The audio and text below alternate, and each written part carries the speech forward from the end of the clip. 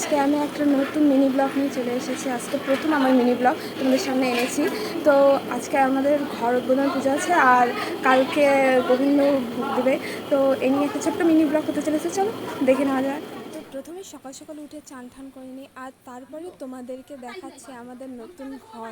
তারপরে নতুন ঘরে তো অনেক কাজ আছে, যেহেতু পূজা তো আমাকে কিছু কাজ করতে হয়, তো সবটা তো দেখানো সম্ভব না, কিছুটা দেখালাম। আর এই দেখো এত জিনিসপত্র।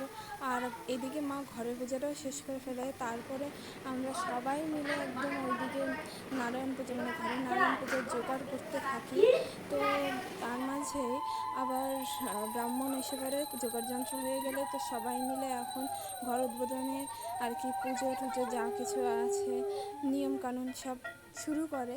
তো ঘরের চারপাশে নাকি 7 পাক ঘুরতে হয়। তো আমাদের ঘরের যেহেতু পিছনে যাওয়ার কোনো ব্যবস্থা নেই, তাই আমাদের তুলসী পাটকে 7 পাক ঘোরা হয়, তারপরে ঘরে যাওয়া হয়। তো 7 পাক ঘোরা আমি শর্টকাটে তোমাদের দেখাচ্ছি জন্য ভেবো না যে 7 পাক ঘোরা হয়নি, 7 পাকই ঘোরা হয়েছে।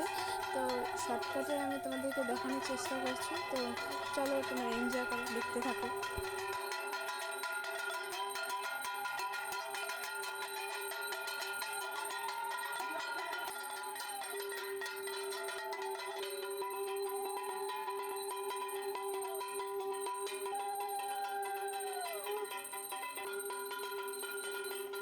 তো এরপর ফাইনালি 7 পাক ঘোরা কমপ্লিট হয়। এবার সবাই মিলে ঘরে যায়। তো ঘরে যাওয়ার সময় নাকি জল দিতে লাগে চালের উপরে, যাতে যারা কুলোর ফুলো নিয়ে যাচ্ছে তাদের গায়ে জলটা পড়ে। জানি না কেন, এটা একটা রিচুয়াল। তো তারপরে পূজার জোগাড় যন্ত্র করে ব্রাহ্মণ ঘরে, মানে নারায়ণ পূজা। তো আমাদের শুধু নারায়ণ পূজা না, ব্রহ্ম পূজাও হয় ভোগ দিয়ে। তো ঘর উদ্বোধনের জন্য নাকি দুটোই প্রয়োজন হয়। এরপরে ব্রাহ্মণ পূজা শুরু করে।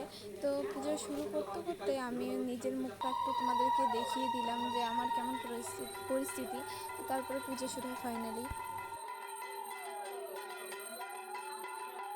পুজো শেষ হওয়ার পর সবাই মিলে অঞ্জলি দেই, যারা যারা উপোস ছিলাম। এরপরে অঞ্জলি দেওয়ার পর অঞ্জলির একটা প্রণাম মন্ত্র আছে। তো অঞ্জলি তো 3বার দিতে হয় না, তো 2বারই দেখানো হলো তোমাদেরকে, আর ভিডিও করা হয়নি।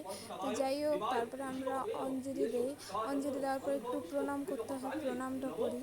তারপরে আমরা প্রসাদ দেই সবাইকে। তো সবটা তো আর তোলা যায়নি, তো যেটুকু তোলা হয়েছে সেটুকু দেখালাম। আর শেষে আমরা আমার দাদু দিদার কীর্তন সন্ধ্যাবেলা। তো এই মিনি ব্লগটা এই পর্যন্ত, টাটা, সবাই ভালো থেকো।